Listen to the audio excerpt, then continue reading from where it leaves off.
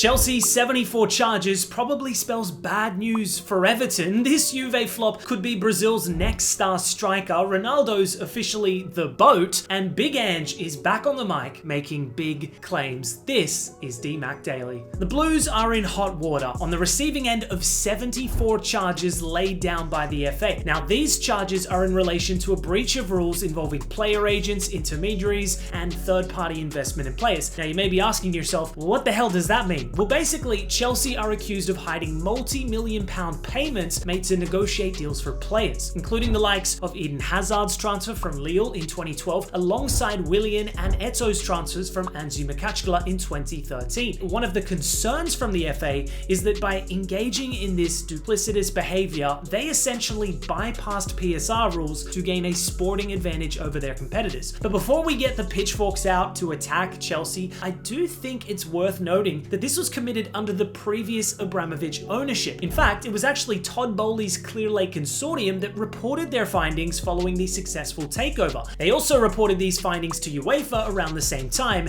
and received an £8.6 million fine for their wrongdoing. Basically, a little slap on the wrist. Now, unlike City, who vehemently denied their 130 charges, Chelsea have pretty much admitted, yeah, we definitely did that, and even praised the FA for their investigation. Quote, "We will continue working collaboratively with the FA to conclude this matter as swiftly as possible. We wish to place on record our gratitude to the FA for their engagement with the club on this complex case, the focus of which has been on matters that took place over a decade ago." The ass-kissing strategy is definitely an interesting approach, but what could punishment realistically consist of? I mean, 74 charges is a lot. Well, it's been reported that the outcomes could range from a points deduction to a transfer ban or maybe another fine. Now, my take on this is worth nothing. What the hell do I know? But if I was a betting man, I reckon a substantial fine's in order. At the very most, maybe a further 10-point deduction for Everton. Moving to South America, or should I say Italy, because Juventus may have made a huge mistake letting go of a certain youngster, and I'm not talking about Dean Housen, who they foolishly sold to Bournemouth for peanuts. We all know how that panned out. But around the same time last season, they also sold another young talent in Caio Jorge to Cruzeiro. This came off the back of a difficult 3-year period in the Serie A at Juve, including a season-long loan at Frosinone. I mean, at face value, look, his numbers weren't great, but behind the statistics was a player that suffered significant injury woes, missing 80 games in the space of 2 years at Juve, followed by another 7 games when on loan. The guy could not get fit, but the talent has always been there, and in 2025, he is delivering on the pitch. 25 goal contributions in 32 club games this season, the top scorer in both the Brasileirão Serie A and the Copa do Brasil. Last season, Cruzeiro finished in 9th place in the league. They're now gunning for the title. In a league that features the likes of Neymar, Vitor Roque, Samuelino, Caio Jorge is the country's best performer by some margin, and having recently made his Brazil debut at 23, he is now staking his claim to lead the line for the Seleção at next year's World Cup. It's an area that doesn't have a clear-cut striker right now. Beyond that, I think in the next 6 to 12 months, Jorge's European return is inevitable. He's fast, has great technique, is good with both feet, and is an aerial threat too. I think we're looking at a future elite number 9. Heading to Portugal, and CR7 has received a fresh honor, being recognized by Liga Portugal as the best of all time winner.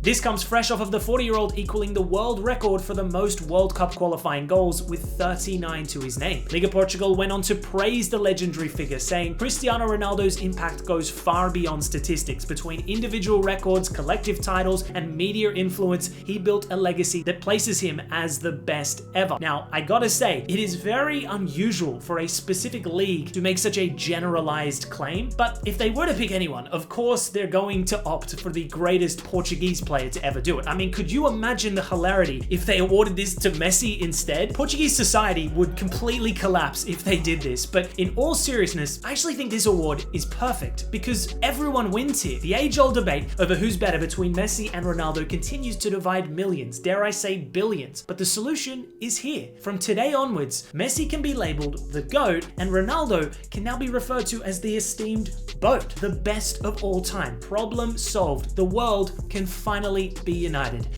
Now, for some quickfire news, starting with overnight transfers, and Anthony Martial is linking up with Sergio Ramos at Monterrey. That reads to me like a random transfer you'd see 3 years into a career mode, but I'm all for it. Besiktas have signed Jota Silva on loan from Nottingham Forest for 3 mil with a buy option for 17 mil, and to complete the trio of movements, João Mario will leave Besiktas and join AEK Athens on loan. Andre Onana has been officially unveiled as a Trabzonspor player. No doubt the United fans are devastated to see him leave. Speaking of ex-United players, Christian Eriksen starts his next chapter in the Bundesliga, joining Wolfsburg on a 2-year deal. Athletic Bilbao are buzzing as FIFA have approved the transfer of Aymeric Laporte from Al Nassr back to his boyhood club for 17 mil. Al Ittihad have signed another wonder kid in Anderlecht central defender Giancarlo Simic for 20 mil. Goalkeeper Luis Maximiano signs for newly promoted Saudi club Neom SC for 6 mil. And Al Shabab completed the double signings of Yassin Adli from AC Milan for 7 mil, alongside EFL Championship Player of the Year Josh Brownhill on a free transfer. Speaking of the Championship, and the EFL is considering adding an eliminator round to the Championship playoffs, meaning that 6 teams would feature in the playoffs as opposed to the usual 4 teams. They're also trying to incorporate this change across EFL League 1 and EFL League 2. According to The Athletic, the proposal has received wide initial support from other Championship clubs, but it remains to be seen if this will go ahead. Staying in England, and a bizarre revelation has come to light around Mikhailo Mudryk's drug ban. Now, the Ukrainian has been charged by the FA for doping violations and is awaiting his verdict. Mudryk maintains his full innocence on the matter, and now, according to Ukrainian journalist Igor Burabas, he has figured out who is responsible for this entire mess. It's not Mudryk, but rather a cow. Yes, you heard that correctly, stating Mudryk received a stem cell injection from the Ukrainian national team physio to aid recovery after the player reported experiencing discomfort and not being able to play at a full capacity. It is reported that these stem cells were derived from a cow that may have been exposed to the banned substance meldonium. So there you have it, folks. The truth has been revealed. I did always have an inkling suspicion that a cow exposed to meldonium was what actually caused all this mess. Jokes aside though, I have no idea what to believe now. That claim is objectively wild. And finally, we gotta talk about the quote goat himself, Ange Postecoglou. Last season, he stood on business at Spurs claiming, "I don't usually win things, I always win things in my second year." Now, this was based off of his previous accomplishments at Brisbane Roar, the Socceroos, Yokohama F Marinos, and then Celtic. Wouldn't you know it, 7 months down the road from saying this, an old mate became a European champion with Spurs. But now, having been confirmed as Nottingham Forest's new manager, he has delivered another bold statement of intent at the club in his opening press conference. Having been asked whether he can win in his first season at the club, he backed himself, saying, "Of course I can. I may have to get a second year here," a recognition of the club president's ridiculously high standards. It's a crazy scenario to unfold. Some love the appointment, others completely hate it. But I think the most fascinating aspect of it all is the managerial merry-go-round. Thomas Frank has gone to Ange's old club, Steve Cooper has gone to Frank's old club, and Ange has gone to Cooper's. The trifecta has been complete. Anyways, guys, that's all for today's DMAC Daily. Make sure to like, subscribe, click that notification bell,